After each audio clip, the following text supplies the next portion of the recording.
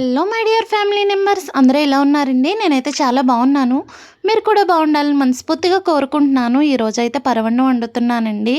అదేనండి పరమన్నం, క్షీరన్నం, పాయసం. పేరేదేమైనా టేస్ట్ మాత్రం చాలా బాగుంటుందండి. మీరు కూడా తప్పకుండా ట్రై చేయండి. ముందుగా ఒక గిన్నె అయితే తీసుకున్నానండి. నేను ఇత్తడి గిన్నె తీసుకున్నాను. 1 లీటర్ పాలు అయితే తీసుకున్నానండి. నేను ఆవు పాలు తీసుకున్నాను నైవేద్యం కోసం.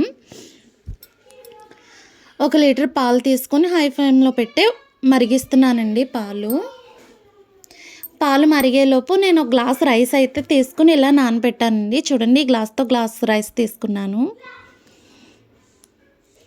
పాలు అయితే మరుగుతున్నాయి ఫ్రెండ్స్. పాలు మరిగినప్పుడు ఈలోపు బియ్యం కడిగి పెట్టుకున్నానండి.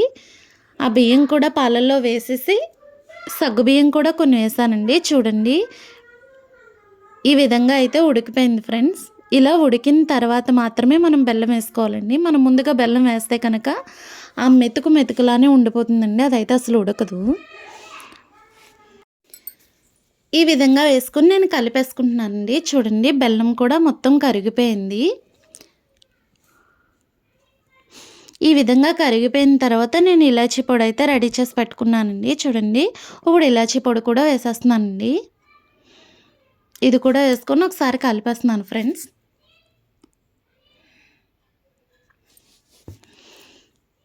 ఇలా కలిపిన తర్వాత ఒక గిన్నె తీసుకుని స్టవ్ మీద పెట్టుకొని అందులో ఒక 2 స్పూన్ల వరకు నెయ్యి వేసానండి.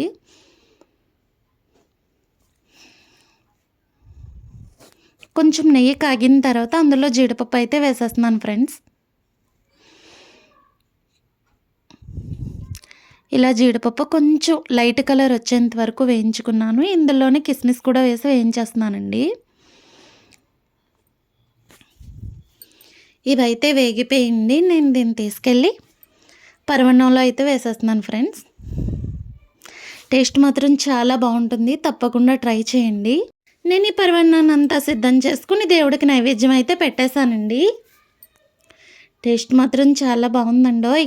మీరు కూడా అస్సలు మిస్ అవ్వద్దు. తప్పకుండా ట్రై చేయండి. ఇలా పెట్టిన పరవన్నాన్ని తీసుకుని తింటే ఉందండి, పాలతో కట్టిన పర్వతం ఎక్కి పాట పాడినంత హాయిగా ఉందండి. Please subscribe. Thanks for watching.